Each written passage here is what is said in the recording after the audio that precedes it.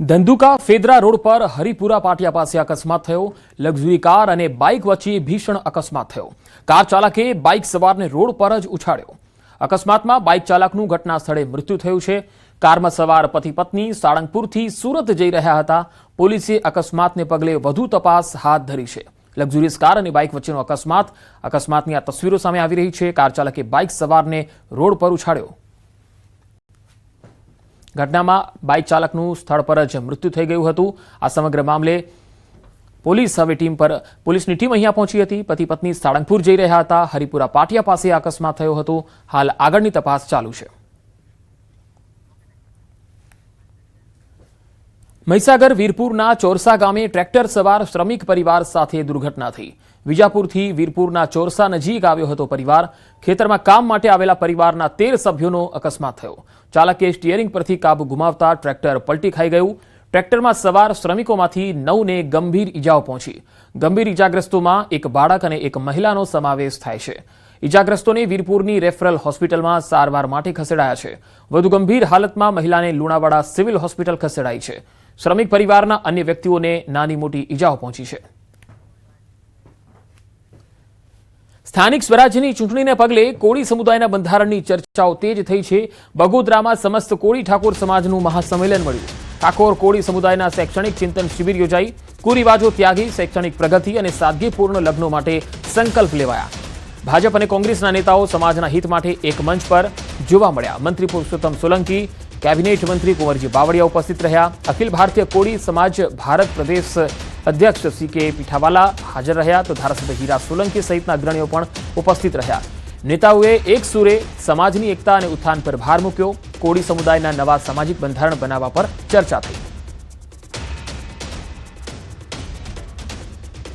ગુજરાત યુનિવર્સિટીમાં છેલ્લા 3 વર્ષમાં થયેલા કથિત કરોડોના ભ્રષ્ટાચાર મામલે એબીવીપી દ્વારા ઉગ્ર વિરોધ પ્રદર્શન કરાયું। 2 દિવસ અગાઉ મળેલી સિન્ડિકેટ બેઠકમાં યુનિવર્સિટી બાંધકામ કમિટીની કામગીરી પર ગંભીર પ્રશ્નો ઉઠાવતા આક્ષેપ કરવામાં આવ્યો હતો। એબીવીપીનું કહેવું છે કે ટેન્ડરની મૂળ રકમ કરતાં 34 કરોડનો વધારાનો ખર્ચ મંજૂર કરવાનો પ્રસ્તાવ રજૂ કરવામાં આવ્યો છે। બાંધકામનું કામ પૂરું થયા બાદ આટલી મોટી રકમનો વધારાનો ખર્ચ બતાવવામાં આવતા સિન્ડિકેટ સભ્યોએ હોબાળો કરી બિલ નામંજૂર કર્યું।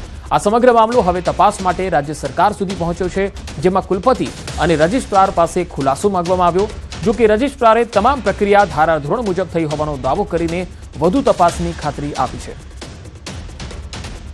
દરેક કંપનીઓ જે એક્સ્ટ્રા એક્સેસના નામ પર એક્સ્ટ્રા આઇટમ નામ પૈસા વિદ્યાર્થીઓને સામાન્ય વિદ્યાર્થીઓને પૈસા પડાયા છે એ દરેક કંપનીઓ બ્લેકલિસ્ટ કરવામાં આવે અને એ દરેક કંપનીઓના બિલ છે એ ત્વરિતપણે અટકાવી દેવામાં આવે। એબીવીપીએ સ્પષ્ટ માંગ કરી છે અને આમાં જે પણ કર્મચારી, ગુજરાત યુનિવર્સિટીના વાઇસ ચાન્સેલર, રજિસ્ટ્રાર જે પણ લોકો આને સંડોવાયેલા હોય એ તમામની ઉપર જાંચ થાય અને આમાં જે દોષી હોય એના પર કાર્યવાહી કરવામાં આવે। એબીવીપીએ સ્પષ્ટ માંગણી કરી છે। રજિસ્ટ્રાર સાહેબે અમને ખાતરી આપી છે કે આગામી સમયની અંદર આ દરેક કંપનીને બ્લેકલિસ્ટ કરવામાં આવશે અને એક પણ કંપનીને એક પણ રૂપિયો જે છે એ ચૂકવવામાં નહીં આવે અને વિદ્યાર્થીઓના પૈસા જે છે એ નેવે નહીં મૂકવામાં આવે। હાલ તો એમનું આવેદન લીધેલ છે, હું સત્તામંડળ સમક્ષ મૂકીશ અને કંઈ પણ હશે, પણ હાલ પ્રાઇમરી તબક્કે એવું છે કે અમે કોઈ એવું ચૂકવણું જ નથી કરેલ વધારાનું। એટલે આઈ સિમ્પલી છે કે એક પણ અમે એવું ચૂકવણું નથી કર્યું, છતાં પણ વધુ ચકાસણી માટે અમે એને બિલકુલ।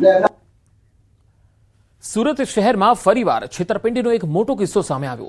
કાપોદ્રા વિસ્તારમાં બોગસ લર્નિંગ લાયસન્સ બનાવતી ગેંગનો પર્દાફાશ થતા ખળભળાટ મચી ગયો।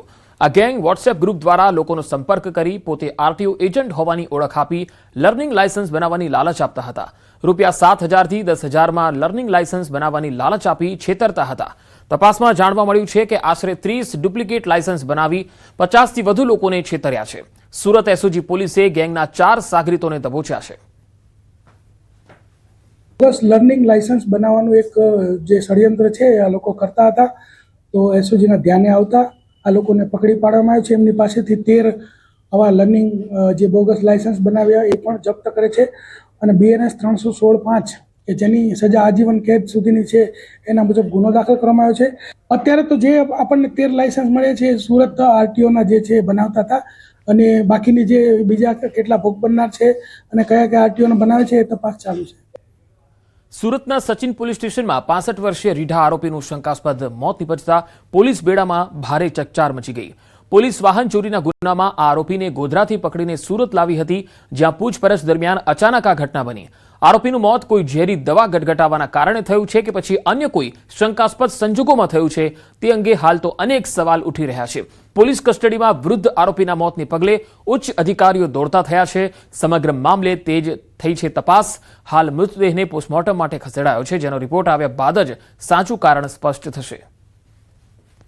સચિન પોલીસ સ્ટેશન લઈ આવેલા હતા. આ બાબતની જાણ એમને જે તે વખતે એમના સગા સંબંધીને પણ કરવામાં આવેલી હતી. તપાસના કામે અહીંયા પૂછપરછ ચાલુ હતી.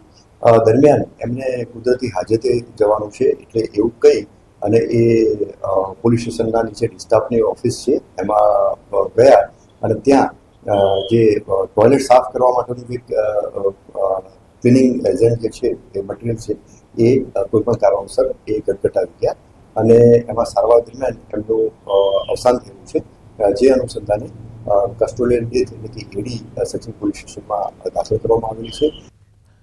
સુરત શહેરમાં નવા શૈક્ષણિક સત્ર પહેલા સરકારી શાળાઓમાં પ્રવેશ મેળવવા માટે વાલીઓમાં ભારે ઉત્સાહ જોવા મળ્યો. ખાસ કરી મોટા વરાછા વિસ્તારમાં આવેલી નગર પ્રાથમિક શિક્ષણ સમિતિ સંચાલિત શાળાઓમાં એડમિશન માટે મોટી સંખ્યામાં વાલીઓ આવી રહ્યા હતા.